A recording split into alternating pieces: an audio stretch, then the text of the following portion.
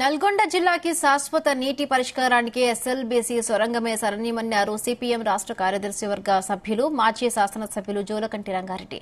ఈ సొరంగానికి రాబోయే శాసనసభ బడ్జెట్ సమావేశాల్లో తగిన నిధులు కేటాయించి యుద్ద ప్రాతిపదికన పూర్తి చేయాలన్నారు.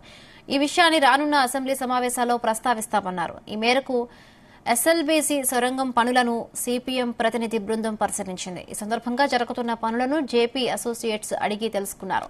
2023 శాసనసభ ఎన్నికల సందర్భంగా కాంగ్రెస్ పార్టీ పూర్తి చేస్తుందని జిల్లా ప్రజలకు వాగ్దానం చేశారని గుర్తు చేశారు. గతంలో కేటాయించిన బడ్జెట్ కంటే ఎక్కువ నిధులను కేటాయించి పూర్తి చేయాలని కోరారు.